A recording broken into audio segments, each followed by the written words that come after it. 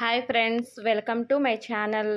ఈరోజు మనం వెజిటేబుల్ గోధుమ రవ్వ ఉప్మా ఎలా తయారు చేసుకోవాలో చూద్దాం. దానికి కావాల్సిన పదార్థాలు: గోధుమ రవ్వ, క్యాబేజీ, క్యారెట్, క్యాప్సికమ్, టమాటా, దొండకాయలు, బీన్స్, ఉల్లిగడ్డలు ఇవన్నీ సన్న ముక్కలుగా కట్ చేసుకోవాలి. కొంచెం అల్లము, కరివేపాకు, ఉప్పు, తాలింపు గింజలు. ఎలా రెడీ చేసుకోవాలో చూద్దాము రండి.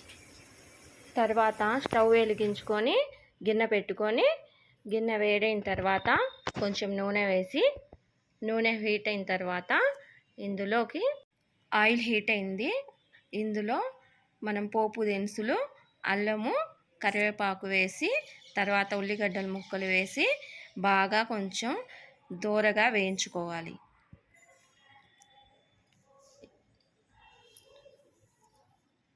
ఈ ఉల్లిపాయ ముక్కలు దూరగా వేగిన తర్వాత మనం కట్ చేసి పెట్టుకున్న క్యాబేజీ తురుము, క్యారెట్ తురుము, క్యాప్సికము, దొండకాయ ముక్కలు, బీన్స్ వేసి బాగా కలుపుకోవాలి. ఇందులో తగినంత సాల్ట్ వేసి బాగా కలుపుకోవాలి.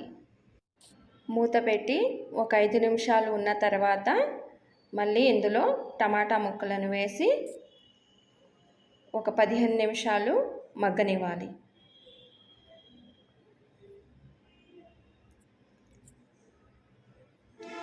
ఇవి మగ్గినాయి తర్వాత ఇందులోకి గోధుమ రవ్వను వేసుకొని కొంచెం సేపు ఒక 5 నిమిషాలు ఫ్రై అవ్వాలి. ఇది ఫ్రై అయిన తర్వాత మనం 1 కప్పు గోధుమ రవ్వ తీసుకున్నాం కదా, దానికి 2 కప్పులు వాటర్ సరిపోతుంది.